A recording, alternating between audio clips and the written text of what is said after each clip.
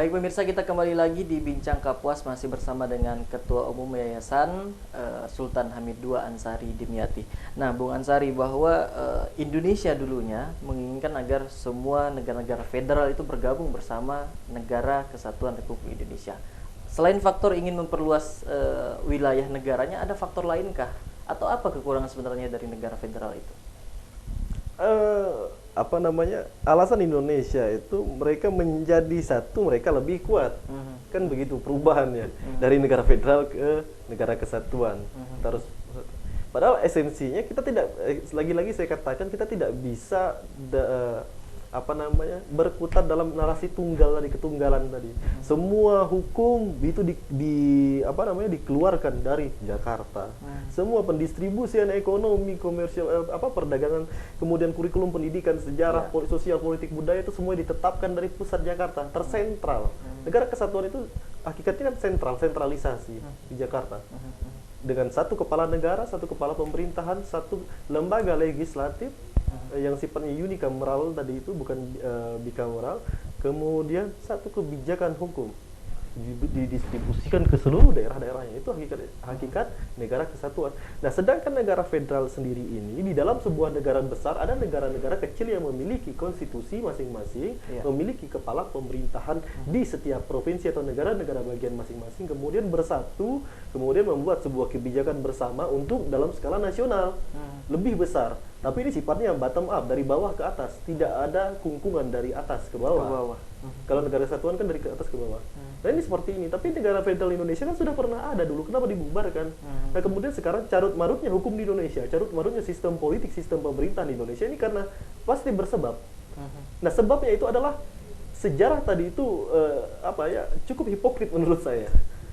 Jadi seperti itu, pasti ada sebab. Nah, hari ini dampaknya otonomi yang setengah-setengah, kemudian kemiskinan banyak terjadi, tidak sejahtera, kemudian kebodohan, dalam tanda kutip, artinya di sini banyak sekali masyarakat kita yang tidak berpendidikan tinggi, bahkan SMA pun banyak barangkali di setiap daerah. Karena apa? Karena semuanya harus ditangani dari pusat di Jakarta sana.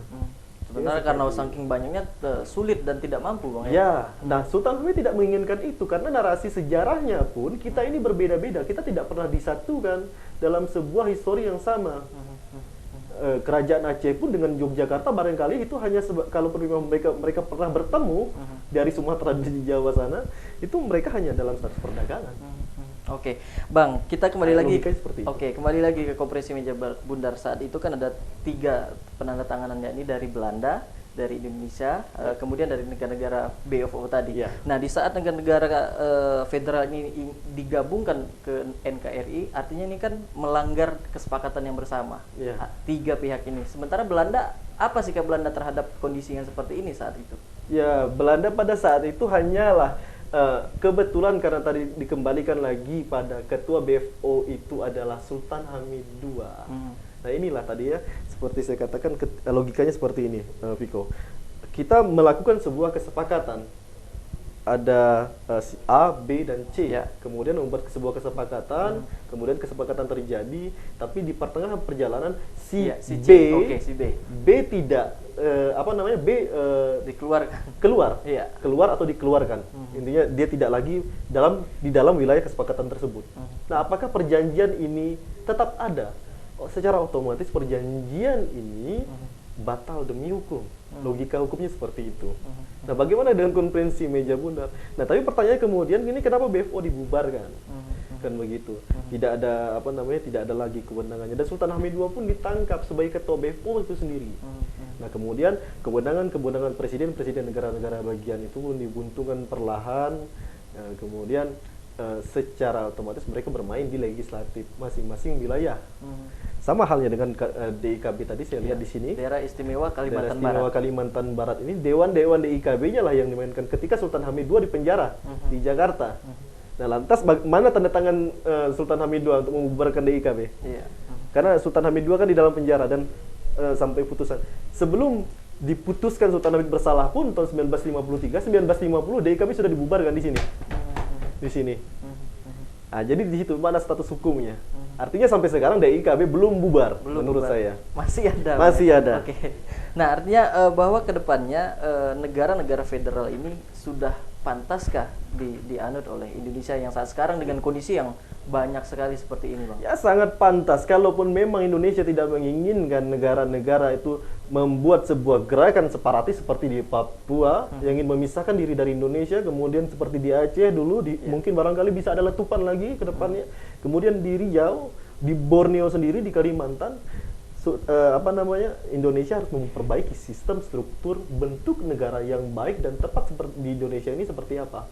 Federal, atau kalau tidak barangkali akan seperti Soviet, akan bubar jalan, akan bubar dengan sendirinya dari negara kesatuan ke otonomi daerah dan kemudian terpecah-pecah. Itu di Uni Soviet. Kita sudah punya gambaran, sudah ada kaca. Nah, Indonesia ketika paham betul di mana wilayah-wilayah urgen yang akan merugikan mereka sendiri, yang tadi akan menjaga keutuhan negara kesatuan pun, itu akan menjadi bumerang bagi mereka sendiri ketika mereka mempertahankan kesatuan tersebut. Oke, Anda begitu yakin bahwa Indonesia ini cocok dan pantas menganut negara federal. Tapi dalam pengaplikasian dan menjalankan negara federal ini sangat sulitkah atau bagaimana, Bang Ansari? Harus dicoba, karena RIS pun itu hanya berumur dulu 7 bulan sampai 8 bulan. Tapi banyak kalangan mengatakan bahwa konstitusi RIS itu, Konstitusi Republik Indonesia Serikat itu sangat jauh ke depan pandangannya, dan sangat layak dan sangat mewadahi 16 negara bagian yang ada di dalam Republik Indonesia Serikat. Nah, tidak seperti Undang-Undang Dasar 45 yang sangat general sifatnya dan dikunci pula di amandemen keempat pasal 1 ayat 1 dan pasal 37 ayat 5. Jadi kalau saya katakan kepada Anda, kalau Anda sudah pernah baca, itu pasal 1 ayat 1 itu disebutkan bahwa bentuk negara Indonesia adalah negara kesatuan. Pasal 37 ayat 5 UUD 45 itu, bentuk negara kesatuan tidak dapat dirubah. Ini bukan agama. Ini negara. Tidak dapat dikunci seperti itu. Nah, harus dibuat amandemen, harus dilaksanakan amandemen kelima, kemudian dicabut pasal 37 ayat 5 itu. Baik, Bang Ansari, maaf saya potong dulu, kita terima telepon dulu. Halo, selamat sore. Selamat sore. Ya, dengan Bapak siapa, di mana, Pak? Rudi, Kota Baru. Pak Rudi, silakan, Pak. Iya, ini menarik, Bang Ansari. Saya sebagai warga Kalimantan Barat ini kan tahu nama besar Sultan Hamid II ini dari sejarah yang tidak lengkap. Bahkan dalam konferensi meja bundar, Sultan Hamid itu ada di pihak Belanda yang tahu saya ya dari sejarah. Ini butuh kelurusan sejarah. Jadi perlu ada satu tulisan, perlu ada karya epos ataupun buku tentang Sultan Hamid II ini yang mendalam. Terus terang aja, Kalimantan Barat punya banyak sejarah, punya banyak orang-orang besar yang bisa dikategorikan pahlawan, tapi kita tidak punya dokumentasinya dalam bentuk tulisan dan foto-foto. Beberapa waktu lalu, ada sekitar 20 tahun lalu ya, saya ketemu dengan salah satu warga di sekitar keraton, sudah almarhum mungkin ya, itu kolektor jam. Kalau Bang Ansari tahu, itu Aba itu punya koleksi foto-foto Sultan Hamid yang tidak pernah terpublikasikan. Jadi pada zaman Soekarno berkunjung ke Pontianak, terus kemudian gambar asli dari Garuda Pancasila, itu asli, karya beliau yang asli, itu kertasnya pakai kertas pada larang yang sudah bolong-bolong beberapa itu. Ini perlu dikumpulkan lagi sejarah ini, biar anak bangsa yang merasa bahwa warga Kalimantan Barat, Pontianak khususnya ini, tahu nama besar Sultan Hamid II dan keluarganya seperti apa perannya di dalam kemerdekaan Indonesia. Ya, baik Pak Rudi, sudah bisa kami. Saya rasa itu. Terima kasih Bang Ansari. Terima kasih Pak Rudi di Pontianak. Baik, Bang Ansari, kita akan tanggapi nanti, kita akan harus jeda dulu sebentar. Dan pemirsa tetaplah bersama kami, Bincang Kapuas akan segera kembali saat lagi.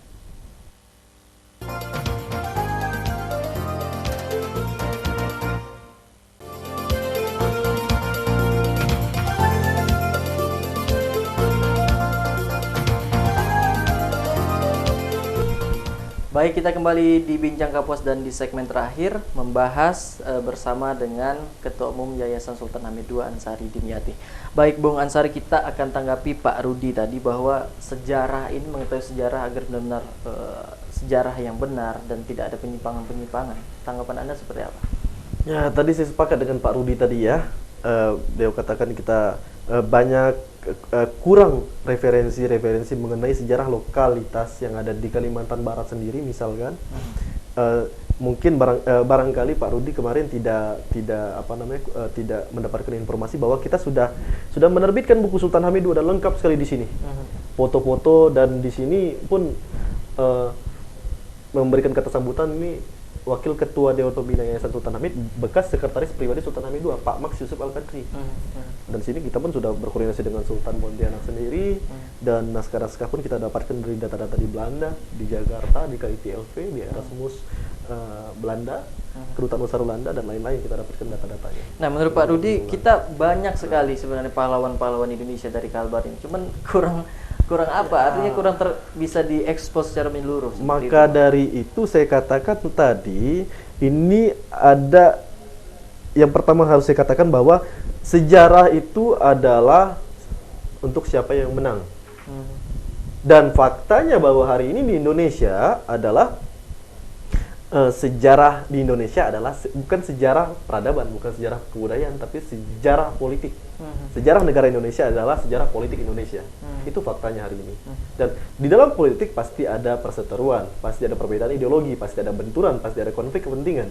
Nah, di situ. Nah, kemudian salah satunya saya katakan tadi, kenapa tadi sejarah Soekarno itu tertata rapi, sejarah Hatta, Muhammad Hatta, sejarah Sultan Syarif tertata rapi, sejarah orang-orang yang pro dengan negara kesatuan ini tertata rapi, karena hari ini negara-negara Indonesia negara kesatuan. Dan orang-orang yang pro negara federal, ada perseteruan tadi antara kaum unitaris dengan kaum federalis tadi itu. Kaum federalis, kaum yang kalah tadi ini, semuanya kalau saya lihat sejarah tentang biografi mereka pun berantakan semuanya. Syukur-syukur Sultan Hamid II sekarang hari ini sudah ada bukunya. Untuk Tengku Mansur, Idan Agung Diagung, yang lain-lain belum ada bukunya. Baik Bang, satu pertanyaan terakhir. Apa hikmah dari yang Anda lihat bahwa sebenarnya di 27 Desember ini adalah penyerahan kedaulatan ke Republik Indonesia Serikat dan bukan terhadap NKRI? Ya, NKRI harus berpikir bahwa ketika RIS tadi itu tidak berdaulat, maka NKRI tidak ada. Itu yang pertama. Yang kedua adalah ketika Sultan Hamid II tidak tanda tangan di konferensi meja bundar, karena Sultan Hamid II sangat berperan besar di konferensi meja bundar. Dia bertiga berdiri sejajar. Sultan Hamid II, Van Mershoven, Muhammad Hatta, Ratu Juliana, Pangeran Willem, Perdana Menteri Kerajaan Belanda, negara Kerajaan Belanda, Sultan Hamid II, Muhammad Hatta. Terus begitu. Yang menandatangani naskah-naskah perjanjian di konferensi meja bundar. Kalau logikanya hari ini, kalau Sultan Hamid II tidak tanda tangan, apakah Indonesia ini masih ada dan berdaulat pada saat itu? Bahkan bisa jadi tidak. Sultan Hamid pun menginginkan membuat negara sendiri pun, negara Kalimantan Barat atau negara Kalimantan bisa, sangat bisa. Dan pernah Sultan Hamid II ditawarkan, disurati oleh Sarawak untuk bergabung dengan Malaysia di sana. Sultan Hamid II, saya orang Indonesia, kata Sultan Hamid II. Saya orang Indonesia. Indonesia yang mana? Indonesia yang berbentuk negara federal, bukan NKRI. Dan Sultan Hamid bukan tidak mau menerima NKRI, dia mau menerima, tapi kalau dengan jalan yang benar, jalan yang fair, jalan yang melalui referendum, dan itu atas permintaan rakyat seluruhnya. Tapi ini tidak. Ini dengan propaganda, dengan politik, ini berubah jadi negara Republik Indonesia, dari negara Republik Indonesia Serikat ke negara kesatuan dengan cara-cara yang tidak benar. Dan yang patut dipetik tadi itu dua poin yang paling dipetik, patut kita petik tersebut. Baiklah Bang Ansari, harus kita akhiri pembahasan kita. Barangkali 1 jam tidak cukup Bang Ansari. Dan semoga bisa ada hikmah dari pembahasan yang kita bahas di kesempatan sore hari ini. Dan pemirsa, demikianlah pembahasan kita bersama dengan Ketua Umum Yayasan Sultan Hamid II Ansari Dimyati terkait dengan 27 Desember ialah penyerahan kedaulatan dari Belanda ke Republik Indonesia Serikat. Semoga bisa bermanfaat untuk kita semua. Akhirnya saya Viko Artadinata pamit undur dari hadapan Anda. Terima kasih dan sampai jumpa.